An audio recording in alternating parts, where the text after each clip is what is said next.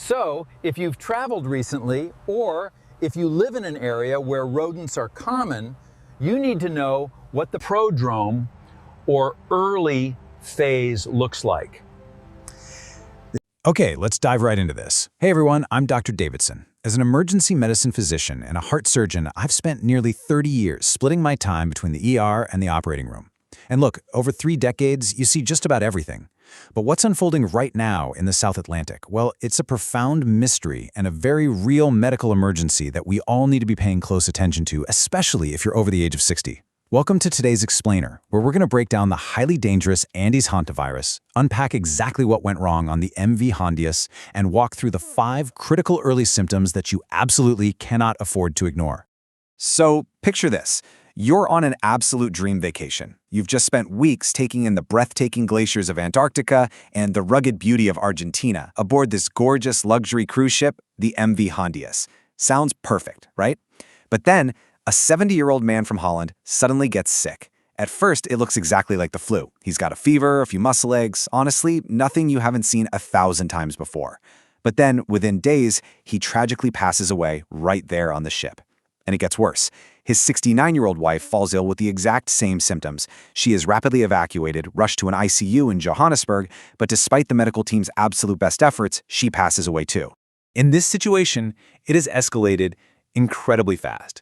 Right now, as we speak, 3 people are dead, and nearly 150 people are sitting in quarantine on that ship off the coast of West Africa. The World Health Organization is scrambling. And you might be wondering why. Because, guys, this isn't just a bad flu season or some typical respiratory bug. It's hantavirus. And more specifically, it is a highly aggressive strain known as the Andes virus. To put that into perspective, we need to talk about the sheer severity of what we're actually dealing with here. For our seniors in particular, I need you to listen closely to this next number. The severe form of this virus has a mortality rate that sits somewhere between 30 and 60%. For some specific strains, it hits exactly 45%. That is a staggering number, and it's exactly why paying attention to the earliest warning signs is quite literally a matter of life and death. Now, here's where things take a really wild virological twist, and it's what has experts so on edge right now. We got to clear something up. Most of what we know about hantavirus here in the States comes from the Four Corners region. You know, places like New Mexico and Arizona, or that big outbreak we saw at Yosemite years ago. In those U.S. cases, the virus spreads exclusively from rodents to humans. You breathe in some dust contaminated with mouse droppings and you get sick. It does not spread from person to person. But the South American Andes strain? It is the only hantavirus in the entire world that is documented to spread human to human. To really validate the extreme danger of this Handius outbreak, let's take a quick look at the terrifying history of this human-to-human transmission. Back in 2011, down in southern Chile, an index patient directly infected a nursing assistant, a hospital housekeeper, and his own wife. Then, look at the data from Argentina between 2018 and 2019. Only 3 superspreaders at social events led to 34 confirmed infections and 11 deaths. This virus has a proven, deadly track record of jumping right from one person to another. Which brings us right back to our luxury cruise ship. The MV Handius originated in Ushuaia, Argentina, which is basically ground zero for the Andes strain. Experts think a couple on the ship likely picked up the virus while doing something totally normal, like bird watching or visiting a nature reserve. Then they stepped back onto the ship, and that ship essentially acted as a viral pressure cooker.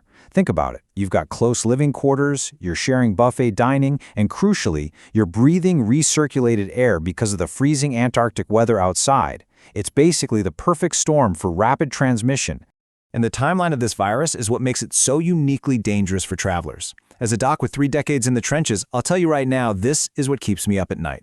The incubation period is just massive. It can take anywhere from 1 to 8 weeks for symptoms to even show up. That means you could leave that ship, fly all the way home, go about your daily life, and feel perfectly fine for 2 entire months before the hammer suddenly drops. This is why knowing what to look out for early on is absolutely vital. So, let's get into it. Symptom 1. Sudden high fever. This fever is the very first critical warning sign of the early prodrome phase. It's basically a blaring biological alarm going off in your body. And during this time, you are highly likely to transmit the virus to others. Let me explain the science behind it really quick. When a virus enters your system, your immune system deploys its air force. That's your innate immune system. Its primary weapon is a protein called interferon, which is what actually makes you feel awful, giving you those intense chills and malaise. But here is the terrifying part about hantavirus. It actually possesses genes specifically designed to ramp down your interferon response. It actively disables your air force so it can gain a stronghold, which is exactly why that fever feels so overpowering and relentless.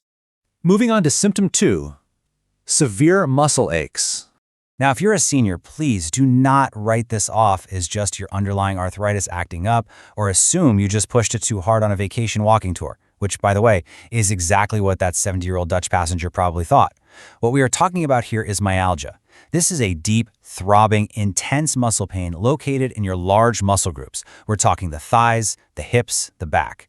Patients in my ER have literally described it as feeling like they were hit by a truck.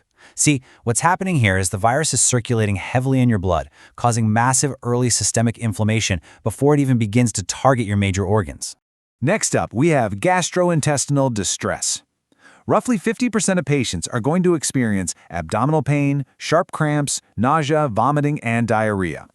I really cannot stress this enough. This specific symptom profile is why so many seniors walk into the ER and mistakenly assume they just caught a stomach bug or ate some bad food. But hantavirus is the great mimic. The key difference you need to look for is actually what's missing. Unlike a typical cold or your standard upper respiratory infection, hantavirus doesn't give you a runny nose or a sore throat. If you have a raging fever and horrible stomach cramps, but your nose is completely clear, you need to be highly, highly suspicious.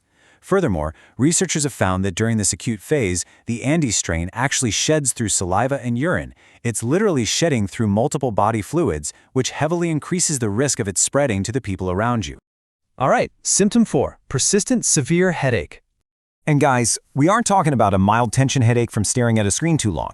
This is a relentless frontal headache located right behind the eyes, and it's a huge signal that your immune air force is actively under attack. One patient I treated for hantavirus years ago gave me this visceral description that I'll never forget. They said it felt like my brain was too big for my skull. That is the level of intensity we are talking about. And right now, authorities are actually monitoring at least one other Hondas passenger who is reporting just a mild fever and a headache. Because of that crazy long incubation period we talked about, these symptoms are literally the only warning signs the medical teams have to work with. Which leads us to symptom 5, the most dangerous of all, shortness of breath, which is the pivot point. This symptom is the terrifying pivot point of the whole ordeal. Usually between day 4 and day 10, the disease completely shifts gears. It goes from looking like a bad case of the flu right into its lethal secondary phase called hantavirus cardiopulmonary syndrome, or HCPS. The virus starts aggressively attacking the capillaries in your lungs, causing them to leak fluid. Essentially, patients begin to drown from the inside out. And speaking as a heart surgeon, I can tell you firsthand, this puts an absolutely unbearable strain on your cardiovascular system. Your heart has to work entirely in overdrive to pump blood through fluid-filled lungs, which quickly leads to shock and a rapid, highly dangerous drop in blood pressure. Look, if you reach this stage, critical care is absolutely non-negotiable. You cannot just ride this out at home with some chicken soup. Surviving this phase requires a world-class intensive care unit and ventilators just to keep your breathing. This is exactly why those Hung Denishan patients had to be evacuated for critical interventions in South Africa and Switzerland. If you feel winded just walking across the living room and you've recently had a fever, you need to get to an ER immediately. No exceptions. Now, I know all of this sounds absolutely terrifying, but take a breath because I want to echo what medical experts like Dr. Seholtz and the WHO are saying. This is not an airborne COVID-19 lockdown type of situation. You can actively protect yourself with some highly actionable prevention steps. First off, never sweep dry dust in enclosed spaces. Always use a wet disinfectant first. Second, wear an N95 mask if you are cleaning in endemic areas. Third, use a vacuum equipped with a HEPA filter so the virus isn't just exhausted right back into the room you're standing in. And finally, if you travel to rural South America or been on a cruise, like the Hondias, execute a strict 8-week health monitoring period. In fact, the UK is taking this so seriously they're currently implementing a 45-day monitoring protocol for anyone who is on that ship. I want to wrap up this explainer on a hopeful note. We are not defenseless here. We have incredible modern medical tools at our disposal today, like rapid identification via PCR tests and world-class ICU support to keep patients stable. Furthermore, companies like Moderna have been actively developing mRNA vaccines for hantavirus since 2024. So while there isn't an FDA-approved vaccine sitting on the pharmacy shelf today, science and vigilance will always beat pandemic panic. So I'll leave you with this vital question. Will you recognize the biological alarms before that deadly pivot point? Trust the science, monitor your body closely, and please share this explainer with anyone you know who is traveling soon or booking a cruise. Knowledge is absolutely our best medicine. I'm Dr. Davidson. Thank you so much for joining me, and stay safe out there.